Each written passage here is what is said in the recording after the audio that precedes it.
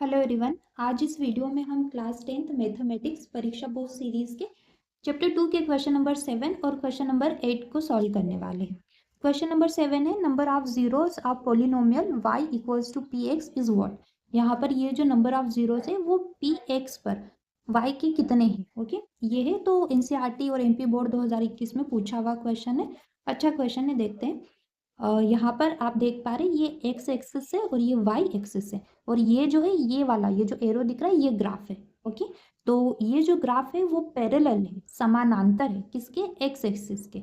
समानांतर मतलब होता है ऐसा, ठीक है, कि दोनों लाइन साथ साथ चलेगी इन्फिनिटी तक, मतलब अनंत दूरी तक साथ चलेंगी, कभी भी किसी भी पॉइंट पर एक दूसरे को क्रॉस नहीं करेंगे। ओके, तो graph of the given polynomial is parallel to x axis, that's why number of zeros कितने हो जाएंगे? 0 हो जाएंगे। ओके ओके, यहाँ पर ये आंसर हो गया इसका, बहुत ही इजी था। अब क्वेश्चन नंबर 8 समझते हैं। क्वेश्चन नंबर 8 है find the quadratic polynomial whose sum and product is 1 and 1 respectively. अब हमें द्विघात बहुपद ज्ञात करना है जिसका जो सम है और जो प्रोडक्ट है वो दोनों ही क्या है? 1 और 1 है। मतलब दोनों जीरोस को जोड़ेंगे फिर भी 1 आएगा, गुणा करेंगे तब भी 1 आएगा।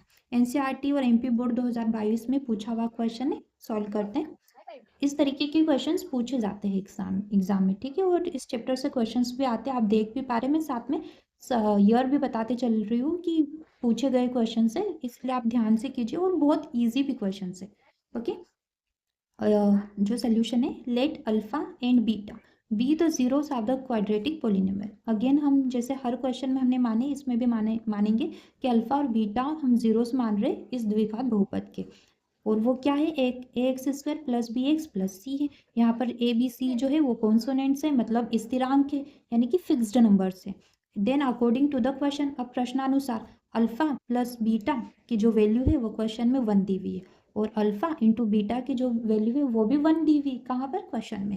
तो अल्फा प्लस बीटा होता है माइनस बी अपॉन में ए, और ये कितना दिया है? 1 दिया है। और अल्फा इंटू बीटा होता है सी अपॉन में ए, और इसकी वैल्यू भी क्या है? 1 है।